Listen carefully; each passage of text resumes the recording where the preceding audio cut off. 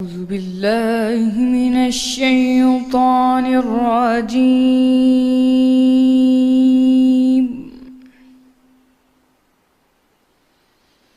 بسم الله الرحمن الرحيم.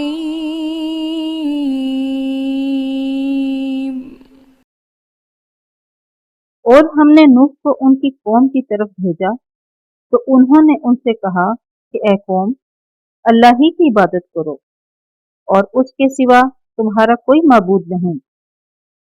क्या तुम डरते नहीं?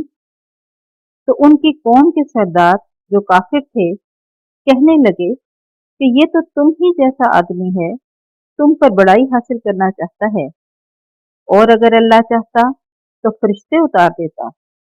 हमने अपने अगले बाप दादा में तो ये बात कभी नहीं सुनी। इस आदमी को तो दीवानगी का आर्जा है, तो उसके बारे में कुछ मुद्दत इंतजार करो। नूह ने कहा कि परवरदिगार, उन्होंने मुझे झुठलाया है, तू मेरी मदद कर।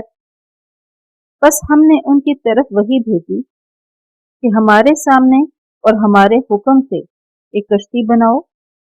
फिर जब हमारा हुक्म आ पहुंचे और तनूर पानी से भर कर जोश मारने लगे, तो सब किस्म के हैवानात में से जोड़ा जोड़ा यानी नर और मादा दो दो कश्ती में बिठा लो, और अपने घर वालों को भी, सिवा उनके जिनकी निस्बत उनमें से हलाक होने का हुक्म पहले सादिर हो चुका है। और जालिमों के बारे में हमसे कुछ न कहना, वह जरूर डुबो दिए जाएंगे। और जब तुम और तुम्हारे साथी कश्ती में बैठ जाओ तो अल्लाह का शुक्र करना और कहना कि सब तारीफ अल्लाह ही को सजावार है, जिसने हमको जालिम लोगों से निजात बख्शी। और ये भी दुआ करना कि ए परवरदिगार, हमको मुबारक जगह उतारियो, और तू सबसे बेहतर उतारने वाला है।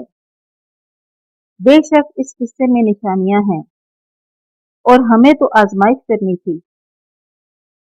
फिर उनके बाद हमने एक और जमात पैदा की, और उन्हीं में से उनमें एक पैगंबर भेजा, जिसने उनसे कहा कि अल्लाह ही की इबादत करो, कि इसके सिवा तुम्हारा कोई माबूद नहीं। तो क्या तुम डरते नहीं? صدق الله